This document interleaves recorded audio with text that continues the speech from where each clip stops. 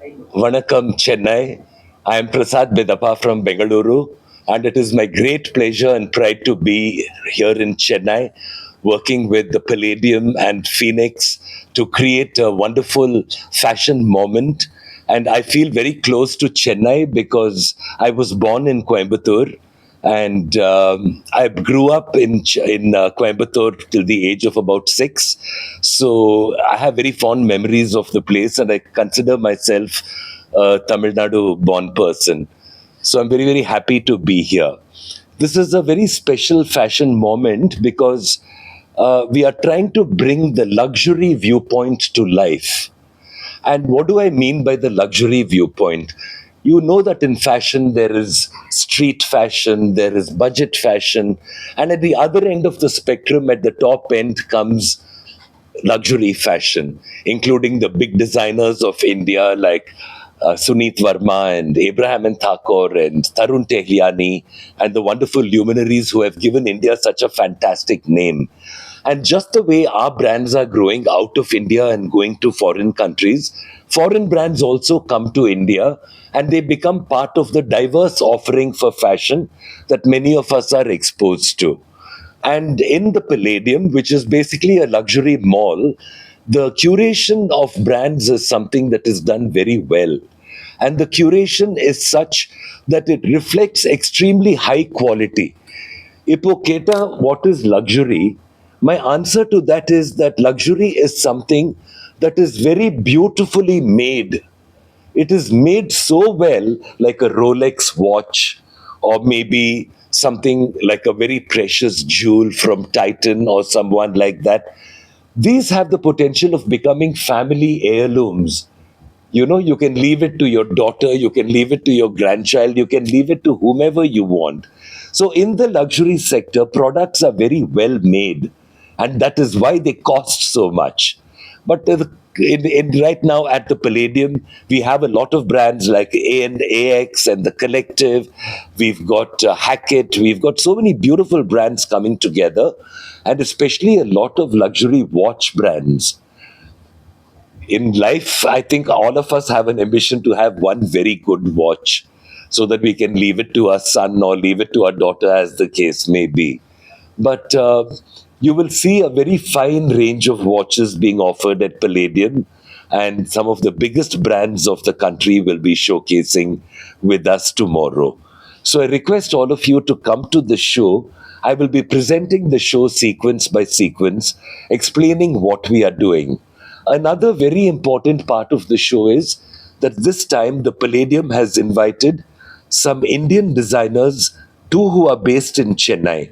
The first one is Rehane Yavar Jhala, and she is a wonderful designer and has been working with us for many years. She also showcases at Couture Week, at India Fashion Week. She is the opening designer tomorrow under that label, Rehane Dhala. So the other designer is Urvashi Singh. I'm sorry, not Singh. Urvashi Reddy. Vaishnavi Reddy, I beg your pardon. The other designer is Vaishnavi Reddy, and she is also a Chennai based designer. I've not had the pleasure of working with her before, but I have seen the pictures of her clothes, which are very beautiful. She reflects a heritage point of view. She uses wonderful Kanchipuram silks. She uses all the heritage textiles of India, which to me is a very important thing. Because when a good Indian designer uses a heritage Indian textile or a traditional textile like Kanchipuram from Tamil Nadu or Mulkalmuru from Karnataka or a Benares from Uttar Pradesh or a wonderful Kota Doria from Rajasthan, when they use these fabrics and design these saris, they are continuing a tradition that is near 3,000 years old. In Tamil Nadu, you'll understand heritage because you are one of the oldest civilizations in the entire world. You have the most original language. Tamil is an OG language at the end of the day. It is not derived from anywhere. It was formed by itself, which is why today Tamil is such a strong voice in literature and film and art and in any aspect that Tamil culture will come under. It is something fantastic. And when a designer uses fabrics from various parts of India, when they sit down with a weaver, educate them about the colors of the season, about international markets, then they are helping a tradition in India that is very beautiful and must be kept alive at all costs. In Tamil Nadu, there is co-optex. You'll have so many wonderful textile people also working out of here. I've had the pleasure of working with many experts over here. And Tamil Nadu is one of the richest parts of textile history in the country. You'll have a variety of silk and cotton, which is incomparable. It is not something that can be compared to anything else produced anywhere in the world. So I encourage designers to work with these textiles, work with these craftspeople, these weavers, and bring together a point of view of India's luxury, which will then be on par with the rest of the world's luxury, which we will be showcasing tomorrow. So I request all of you to please come. The show will be starting from about 6 o'clock onwards. We will be receiving guests who will be doing a tour of the mall, visiting some of the retail outlets that they have not visited before. And after that, the show will begin at about 7 p.m. approximately. So please try and come. It'll be an honor to have all of you over here and sit and chat to you about fashion and style and luxury and answer any questions that you may have. Thank you. A very good international brand called Tumi. Tumi is known for their bags and luggages, which are very finely crafted. I, in fact, own a Tumi crossbody bag, which I have had now for about almost 5 years, I think. It looks as good as new because the quality is just so superb. Luckily, it was given to me as a gift by a friend, so I didn't have to spend too much on it. But it was really, for me, a very worthwhile purchase and gift to give somebody. Tumi, Tumi. Then we have Coach, which is another great luggage brand that is international. A Coach bag is supposed to be so finely made that it is practically indestructible. If you can look after a Coach bag and give it the right kind of, they say that you can send it to a bag spa also after a few years of using. It comes back looking like new. Coach is also a wonderful brand. Then we have Kate Spade. Kate is an English designer, and over here we offer a viewpoint of her shoes and her bags, and I think a little bit of accessories also. She's a very talented designer based out of London, and I think you'd be quite enjoy seeing her work. Then we have Dune. Dune is another British brand which concentrates on shoes and bags as well. You see, today, why are we talking so much about shoes and bags? The Indian customer, and this was discovered by some of the world's biggest international brands, we are not interested in buying designer clothes so much. We are more interested in buying designer accessories because the bag lasts for decades. The shoes maybe for a couple of years, but they are very well designed, scientifically designed. They're very nice to wear. So this is what happens when you really find a good brand offering you quality products. Then we have the Collective. The Collective is a wonderful example of Indian retail. It is a store that features over 35 international designers. It is like a department store of designer fashion. And they have some fantastic brands, including Versace and a whole lot of other international brands are very accessible at the Collective. And the Collective over here has created a curated viewpoint, especially for the Chennai customer, the male customer, because Collective deals mostly in menswear. And the Chennai customer likes to wear natural fabrics, cotton, and beautiful chinos. So they make casual clothes. They make kind of also a certain amount of occasion dressing. Very, very good curation of so many designers from all around the world. So that is the Collective. Then comes Hackett. Hackett is a heritage brand from Britain. And Hackett was created as making clothes for people who rode horses, which means that they were royalty mostly. So when royalty dressed, they wore clothes like Hackett. So they're beautiful jackets, beautiful shirts, beautiful trousers, shoes. I think they sometimes do hats. I'm not sure if it comes to India. I don't know why we don't wear hats in India. We live in the hottest country with the brightest sun, and we're always running around in the sun, and nobody wears a hat in. I think young people wear a cap sometimes, but otherwise, there's no hat culture in India as such. So that was the Hackett. And after the Hackett, I have Ethos Summit. Ethos is also a multi designer watch brand, and they have some of the great watches of the world over there. Tomorrow, we are showcasing a brand which many of you remember because they've been in India for many years, Favre Luba. Have you all heard? I'm so sorry. Have you all heard this name, Favre Luba? It was a very famous name when I was growing up. It used to come on the radio as ads and all that. You'll have not heard of that name at all, but you all will hear of it tomorrow when I show you the collection. Then we have Breitling.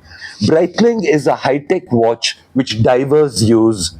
James Bond also wears a Breitling sometimes. It's a very, very beautifully, finely crafted Swiss watch, which I think can count as one of the world's finest watches. So you'll see the Breitling collection. And then we have Omega. Everybody knows the Omega brand, the Japanese brand that has always been a big sensation in India. I had an uncle who had an Omega watch and he gifted it to me, but unfortunately I lost it. So maybe tomorrow I can take a look at Omega and see what they have over there. Then we have horology. Horology, as you know, is the correct name of the art of timekeeping and the art of making watches. Horology also has some beautiful brands to offer and a very fashion forward kind of look. It's classic and at the same time it's high fashion. It's a wonderful combination. Then we have Oris. Oris again is a watch accessory brand, and they also bring to you a very unusual viewpoint. Those are designer watches which are designed in house. And this year they have created exactly the same color red dial, which my friend is wearing in the front row. Nitango. Hidata. This red has become the dial, so you must come and see it tomorrow. It's a very nice new color red. And then we have Diesel. Diesel is one of the most fantastic denim brands in the world. It is unfortunately also the most expensive, but I have good news that there is a sale going on at Diesel, so it's a very good time to be buying there. But you know, Diesel is like a treasure house of clothes. It's not just jeans and t-shirts like many shops are. Here they have jackets, they have dresses, non-denim wear also.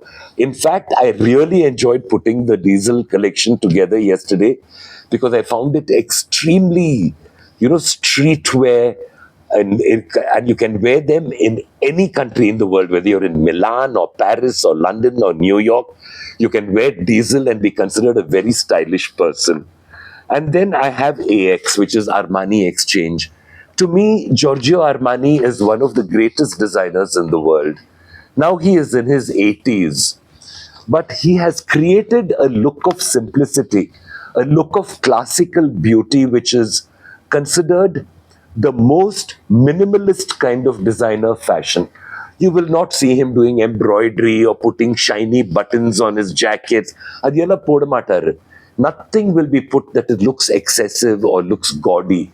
If you buy a black jacket from Armani and if you don't put on weight, you can wear it the rest of your life.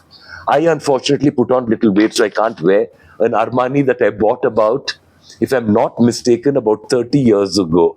I bought it in London on sale and I wore it for many, many years.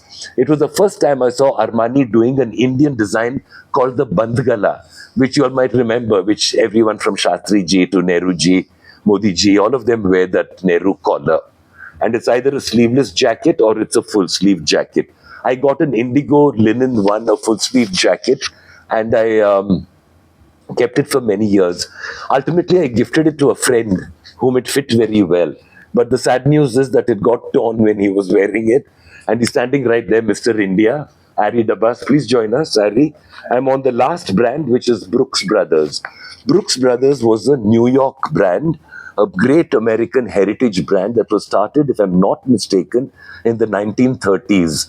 And Brooks Brothers has dressed American presidents. It has dressed American royalty, the Kennedys, the whole family. Having a Brooks Brothers suit in your wardrobe really is the old money look. catering. Have you heard of this old money look?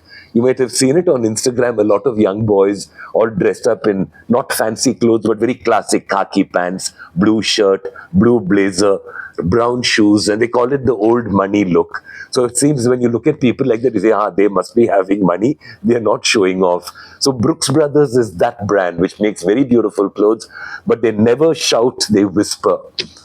So those are the random brands.